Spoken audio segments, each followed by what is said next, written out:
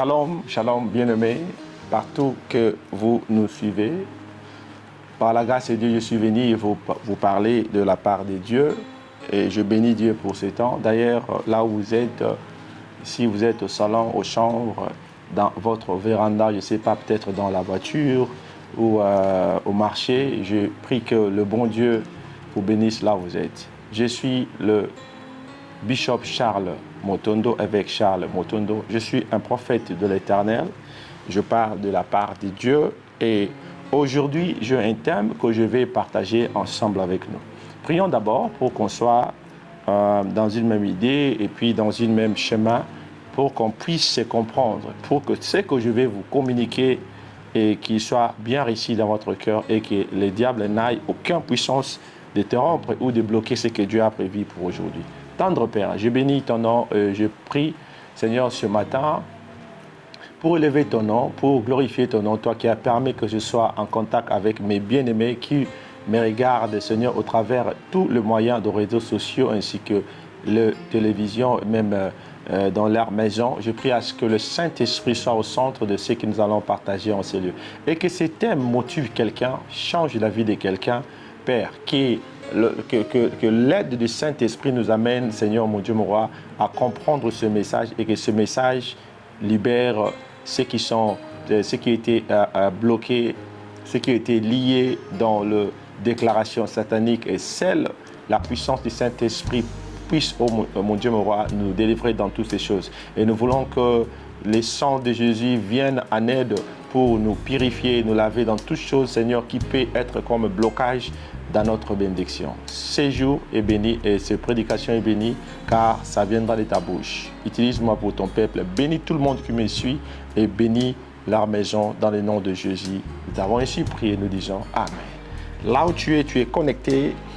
Ma thème d'aujourd'hui, c'est quelque chose que le Seigneur a mis dans mon cœur, que je partage ces derniers temps avec le fidèle de partout dans le monde.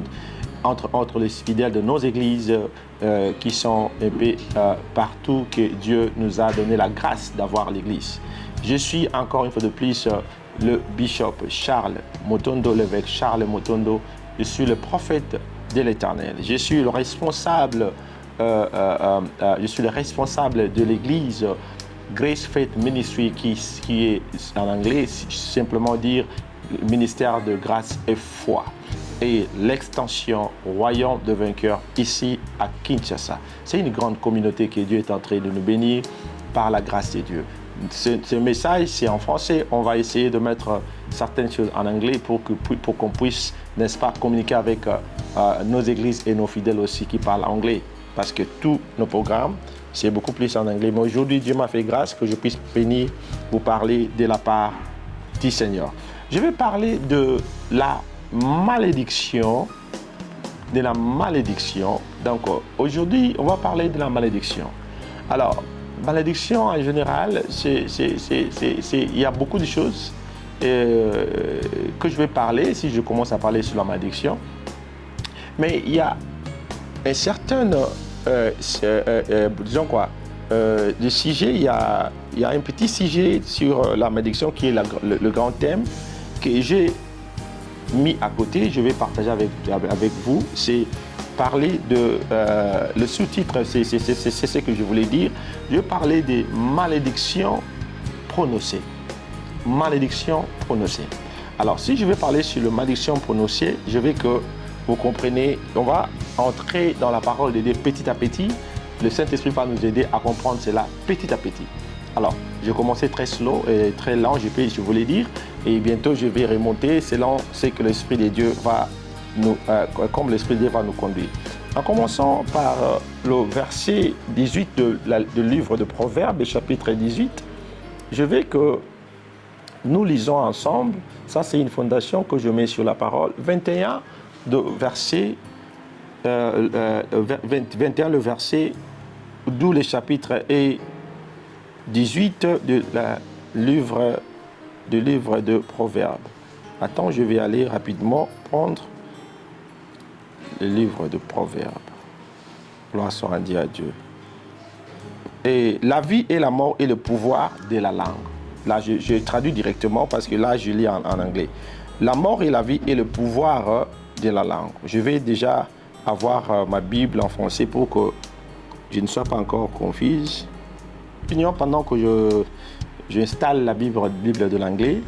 Donc la Bible dit, la vie et la mort sont au pouvoir de la langue. La vie et la mort sont au pouvoir de la langue.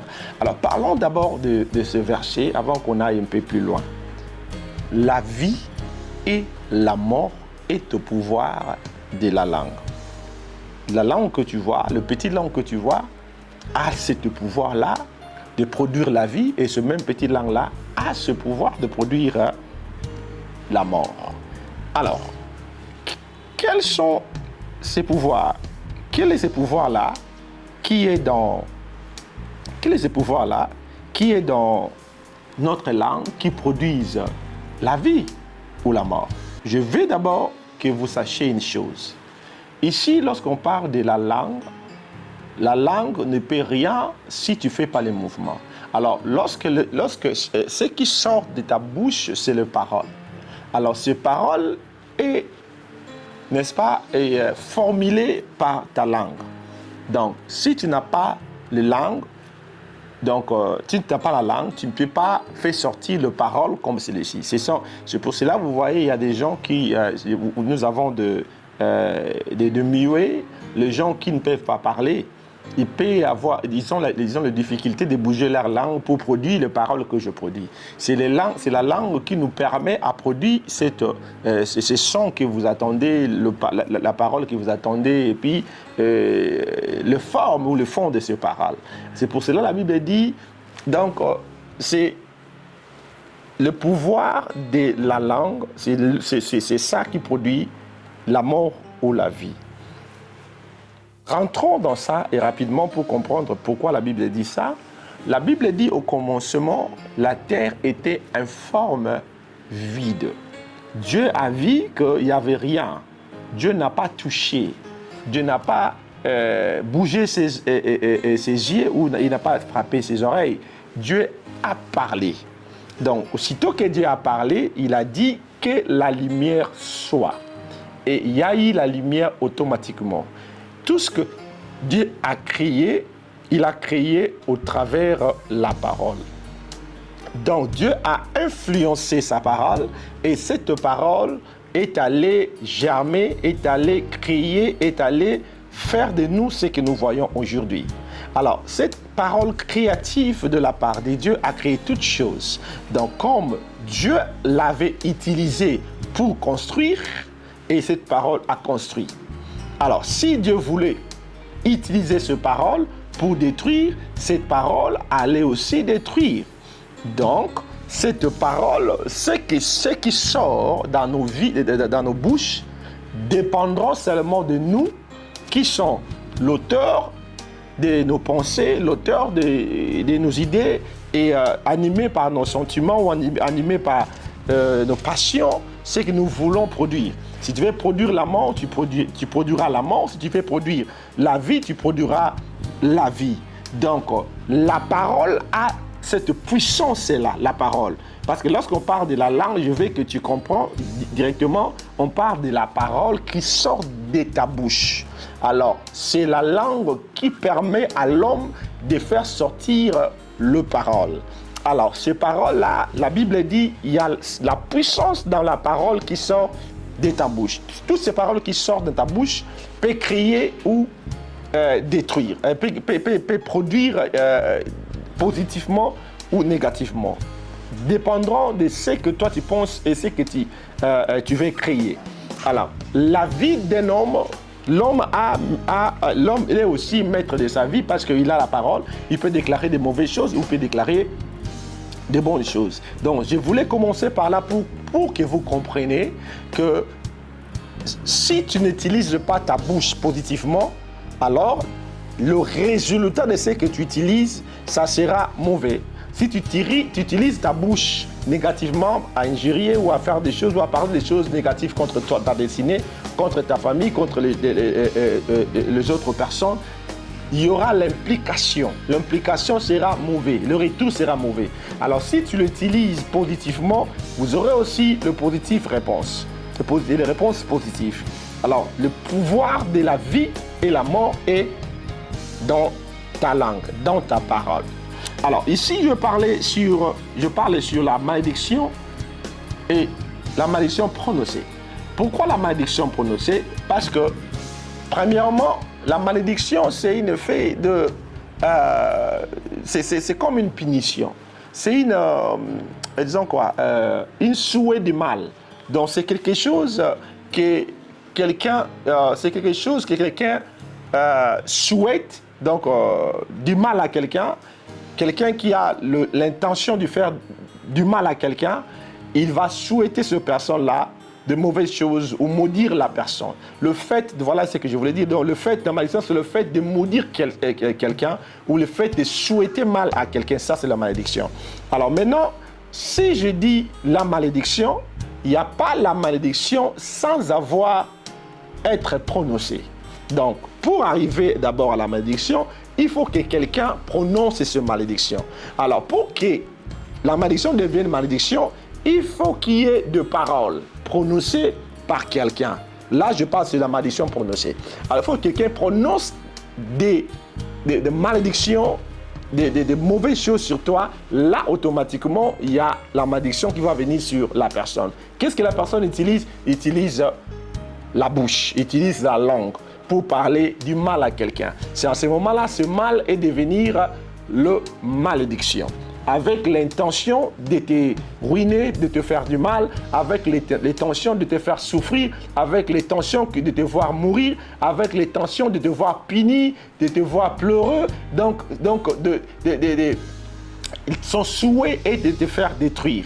Donc c'est ça ce qu'on appelle malédiction. Donc il ne veut pas te voir progresser ou jouir ou célébrer. Donc cette intention-là est l'intention de te voir souffrir. Donc la malédiction. Alors la malédiction prononcée, c'est quelque chose qui est prononcé avec un cœur, disons, négatif, avec un cœur mauvais, avec un cœur, disons, de mauvaises pensées, avec un cœur déterminé à te faire du mal. Ok? Je cherche le mot evil, ça c'est en anglais, mais ça viendra. Alors, l'intention, c'est de te faire mal. Lorsque quelqu'un prononce la malédiction sur toi, c'est que la personne a prémédité de faire du mal. Là maintenant, on a le fait que cette parole maudite a été sortie contre toi et cette parole est devenue maintenant malédiction prononcée. Il a prononcé, il a parlé le parole contre toi. Il y a d'autres sortes de malédictions que je vais parler au jour qui vient. Et malédiction souhaitée, le malédiction écrit, mais aujourd'hui je parle sur malédiction prononcée. Alors, qu'est-ce qui fait que beaucoup de gens, c'est ça qui fait que beaucoup de gens ne comprennent pas pourquoi leur vie ne change pas, pourquoi leur vie ne bouge pas, pourquoi les choses ne marchent pas. Quelque part, tu as été maudit par quelqu'un au travers la parole. Il a prononcé des paroles contre toi. Il a prononcé des paroles contre ton mariage. Il a prononcé des paroles contre tes affaires. Il a prononcé des paroles contre ta famille, contre ton mari, contre ta femme, contre tes business. Je ne sais pas qu'est-ce que tu fais. Il a prononcé des paroles contre même disons, ta voiture et tout ce qui est de toi et ta santé. Il a prononcé de malédictions contre ton église. Il a prononcé de malédictions contre ta belle famille.